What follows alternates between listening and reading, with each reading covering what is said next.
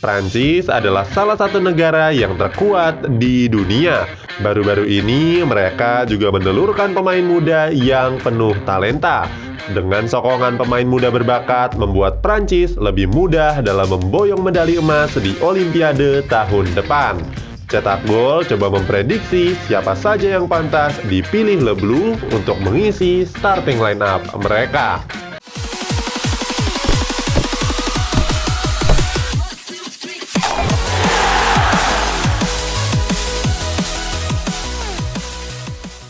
Di tim senior, Prancis berstatus sebagai juara bertahan Piala Dunia, finalis Euro, serta menempati di posisi 2 di peringkat FIFA yang terbaru. 3 fakta tersebut membuat kekuatan sepak bola mereka tidak bisa diremehkan. Prancis memang punya segudang bakat di usia emas maupun usia muda. Olimpiade tahun depan membatasi pemain dengan usia maksimal 24 tahun plus 3 pemain yang berusia senior. Regulasi yang memaksa negara lain untuk memanggil pemain muda yang kurang berpengalaman. Namun, regulasi ini bukan masalah bagi timnas Prancis. Sebab sebagai pemain muda, mereka sudah tampil di ajang-ajang besar, serta bermain secara reguler di klubnya masing-masing. Kami coba membentuk starting lineup terbaik untuk Prancis di Olimpiade tahun depan.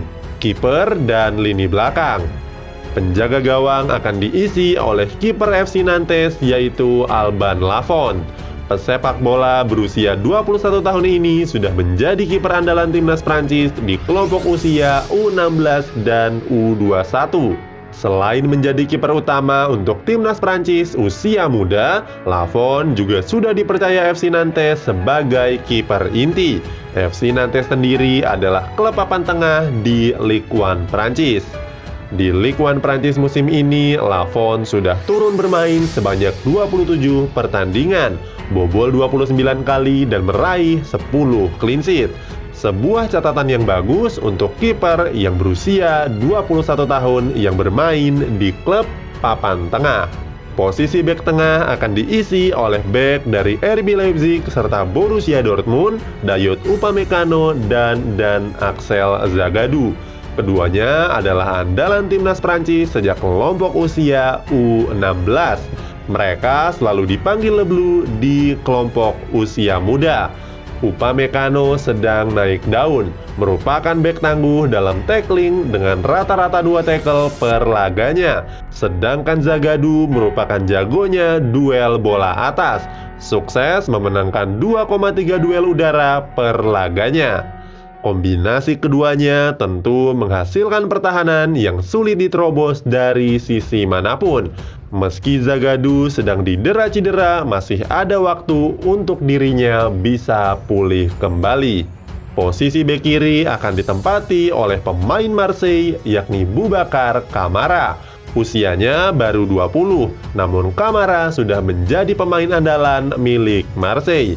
Marseille sendiri mengakhiri klasemen musim ini di peringkat kedua di bawah PSG.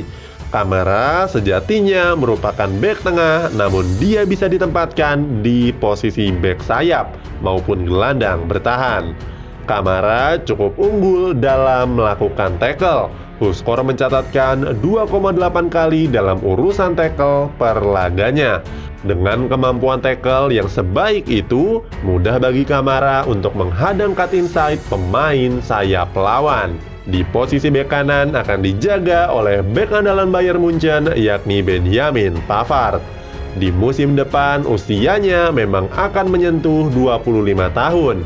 Namun Pavard kami pilih untuk mengisi kuota pertama dari total 3 pemain senior. Sebab Prancis tidak punya bek kanan yang berkualitas dunia. Pavard sendiri punya keunggulan dalam menahan bola dan memberikan passing yang terarah. Akurasi umpannya mencapai 89,1%. Track recordnya menyebut kalau Pavard bisa ikut membantu serangan sambil disiplin menjaga pertahanan. Lini tengah. Posisi gelandang bertahan akan ditempati oleh pemain Rennes yakni Eduardo Camavinga. Usianya baru 17 tahun, namun Camavinga sudah menjadi andalan dari klub Prancis berjersey merah hitam. Di musim ini, ia mencatat 25 penampilan dengan menyumbangkan 1 gol dan 2 assist. Camavinga sendiri punya keunggulan utama dalam melakukan tackling. Tercatat, dia melakukan 4 tackle per laganya. Tim lawan pasti kesulitan untuk menembus pertahanan Prancis bahkan sebelum area para defender. Namanya juga sedang naik daun. Beberapa klub top dikabarkan menginginkan jasa pemain ini, seperti Bayern Munchen, Paris Saint-Germain, dan Real Madrid. Di posisi gelandang tengah akan dihuni oleh 2 punggawa yang bermain di Liga Inggris. Mereka adalah Paul Pogba dan Matteo Guendouzi. Pogba memang sudah berusia 27 tahun. Dia kami pilih untuk mengisi kuota kedua pemain senior. Musim ini, Paul Pogba memang baru tampil sebanyak 16 kali. Bukan karena dicadangkan, tapi karena cedera yang cukup panjang. Sedangkan Guendouzi turun sebanyak 24 kali. Pogba punya keunggulan dalam memberikan umpan akurat serta penyelesaian akhir yang mumpuni. Saat dia dimainkan, suplai bola bisa mengalir seperti air. Visi bermain ini belum pernah dimiliki oleh pemain muda Prancis. Sama halnya dengan Guendouzi, punggawa berambut gimbal ini juga piawai dalam memberikan umpan. Punya distribusi bola yang baik untuk rekan-rekan sekitarnya, bahkan umpan-umpannya lebih akurat dari Paul Pogba. Guendouzi dengan 88,3%, sementara Pogba 85,4%. Dengan distribusi umpan yang cakap, keduanya akan membuat Prancis menguasai jalannya permainan. Lini depan. Posisi sayap kiri akan dihuni oleh pemain Barcelona yaitu Antoine Griezmann.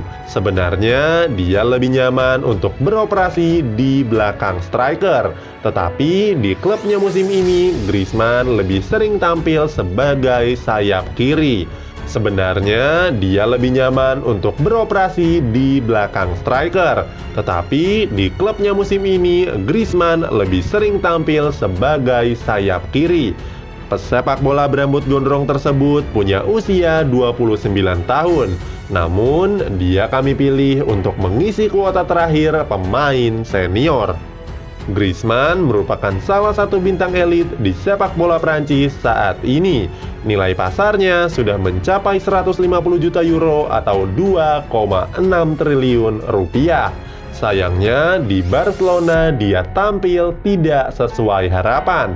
Di La Liga musim ini, Griezmann tampil sebanyak 35 kali dengan mencetak 9 gol dan 4 assist. Griezmann sendiri punya tembakan yang mematikan, akurasinya brilian dan sering dipercaya sebagai eksekutor tendangan bebas. Rata-rata, Griezmann mencatatkan 1,9 tembakan per laganya.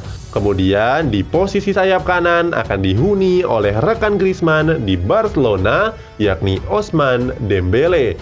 Di musim ini, Dembélé hanya turun sebanyak 5 kali karena beragam cedera yang dia terima.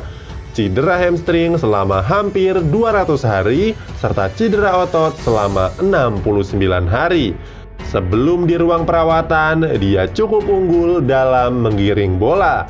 Dembélé mencatat 2,2 dribble per laga, mencatat 5 penampilan dengan 1 gol, 1 kartu kuning, dan 1 kartu merah.